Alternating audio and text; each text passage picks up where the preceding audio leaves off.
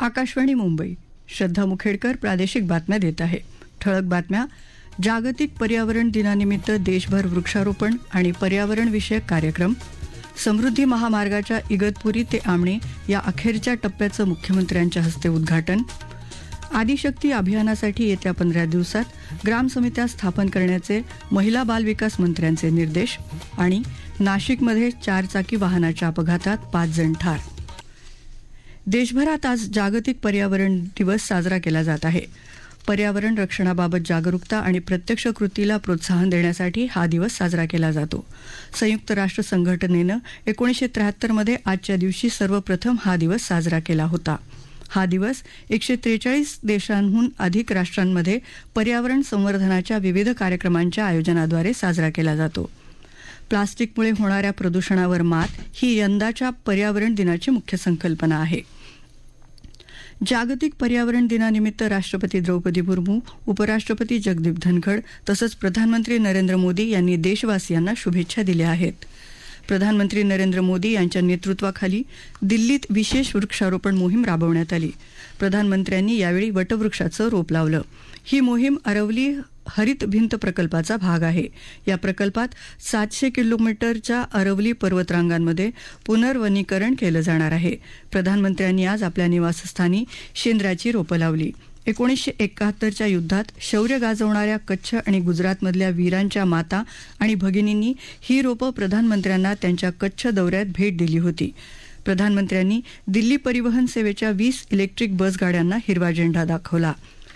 केंद्रीय मंत्री धर्मेंद्र प्रधान यांनी आज पर्यावरण दिनानिमित्त नवी दिल्लीत एक पेड़ मां के नाम मोहिमेच्या दुसऱ्या टप्प्याचा प्रारंभ केला. मुख्यमंत्री देवेंद्र फडणवीस यांनी वर्षा या शासकीय निवासस्थानी वृक्षारोपण केलं. पर्यावरण दिनाच्या या वर्षीच्या संकल्पनेनुसार पर्यावरणाला प्लास्टिक मुक्त करणं ही आपल्या सर्वांची जबाबदारी आहे, असं मुख्यमंत्र्यांनी आपल्या संदेशात म्हटलं आहे. राज्य शासनानं आजपासून 31 ऑक्टोबरपर्यंत राष्ट्रीय प्लास्टिक प्रदूषण निर्मूलन मोहिमेचं आयोजन केलं असल्याचं त्यांनी सांगितलं.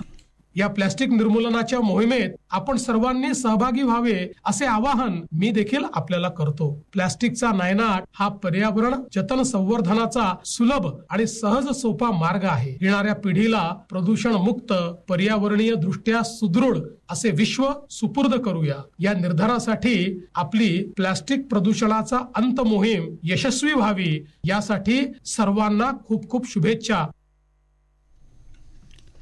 जागतिक पर्यावरण दिनानिमित्त राज्यातही विविध कार्यक्रमांचं आयोजन करण्यात आलं आहे.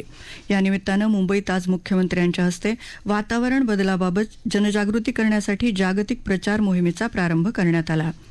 एकदा वापरलं जाणारं प्लास्टिक पर्यावरणाचा सर्वात मोठा शत्रू असून याचा वापर थांबवणं हा पर्यावरण संवर्धनासाठीचा महत्त्वपूर्ण निर्णय असल्याचं मुख्यमंत्री यावेळी म्हणाले. राज्य सरकारच्या 10 कोटी वृक्ष लागवड मोहिमेत नागरिकांनी सहभागी होण्याचं आवाहन त्यांनी केलं. छत्रपती संभाजीनगरमध्ये पर्यावरण जागरूकतेसाठी आयोजित केलेल्या सायकल रॅलीचं उद्घाटन खासदार भागवत कराड यांनी केलं. अहिल्यानगर जिल्ह्यातल्या हिवरे बाजार इथल्या मातृस्मृती वनमंदिरात 1400 देशी वृक्षांच्या लागवडीच्या मोहिमेचा पर्यावरण दिनी प्रारंभ करण्यात आला. हिंदू हृदय सम्राट बाळासाहेब ठाकरे महाराष्ट्र समृद्धी महामार्गाच्या इगतपुरी ते आमणे या 75 किलोमीटरच्या अखेरच्या टप्प्याचं उद्घाटन मुख्यमंत्री देवेंद्र फडणवीस यांच्या हस्ते आज इगतपुरी इथं झालं. उपमुख्यमंत्री अजित पवार आणि एकनाथ शिंदे यावेळी उपस्थित होते. समृद्धी महामार्गाच्या या टप्प्यामुळे नागपूर ते मुंबई हा प्रवास फक्त 8 तासात करता येणार आहे. नाशिक आणि ठाणे जिल्ह्यांमधून जाणारा हा शेवटचा टप्पा सह्याद्रीच्या पर्वतरांगांमधून बोगदे आणि पुलाद्वारे पूर्ण केला आहे. यात जवळपास 11 किलोमीटर लांबीचे 5 बोगदे असून इगतपुरीतला 17 मीटरपेक्षा जास्त रुंद आणि 9 मीटरपेक्षा जास्त उंचीचा बोगदा राज्यातला सर्वात लांब आणि रुंद बोगदा आहे. या बोगद्यात बसवलेल्या जनरेशन व्हेइकल एक्झिट सिस्टीमचा वापर भारतात पहिल्यांदाच करण्यात आला आहे. प्रधानमंत्री नरेंद्र मोदी यांच्या नेतृत्वाखालील केंद्र सरकारला 11 वर्ष पूर्ण झाली असून या कार्यकाळात देशातल्या जनतेची आर्थिक क्षमता सुधारण्यासाठी प्रधानमंत्री आवास योजना, प्रधानमंत्री उज्ज्वला योजना, जनधन योजना आणि आयुष्मान भारत यासारख्या विविध योजना शासनानं सुरू केल्या. या योजनांचा लाभ 25 कोटीहून अधिक जनतेनं घेतला असून देशातल्या पायाभूत सोयी सुविधा आणि स्वावलंबी भारत निर्माण करण्यावर केंद्र सरकार जोर देत असल्याचं प्रधानमंत्री नरेंद्र मोदी यांनी सामाजिक माध्यमावरील पोस्टमध्ये म्हटलं आहे. मेट्रो रेल्वे जाळ्याचा वेगाने विस्तार होत असल्यामुळे देशातल्या शहरी वाहतूक व्यवस्थेत महत्त्वाचे बदल घडून येत आहेत. देशभरात मे 2025 पर्यंत 29 शहरांमध्ये मेट्रो सुरू झाली आहे. देशातल्या मेट्रो जाळ्याचा विस्तार 1013 किलोमीटरवर पोहोचला असून मेट्रो विस्ताराच्या बाबतीत भारत जगात 3ऱ्या क्रमांकाचा देश आहे. पत्र सूचना कार्यालयानं आपल्या समाज माध्यमावरच्या संदेशात ही माहिती दिली आहे. देशातली जनगणना 1 ऑक्टोबर 2026 पासून सुरू होणार असल्याचं केंद्रीय गृह मंत्रालयानं सांगितलं आहे. ही जनगणना 2 टप्प्यात होईल.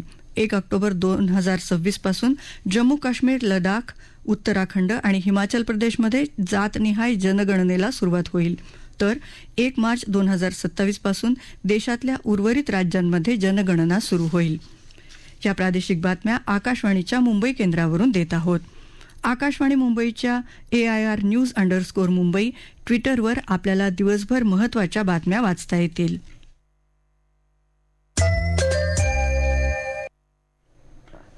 प्रादेशिक बातमीपत्रात आपलं पुन्हा एकदा स्वागत.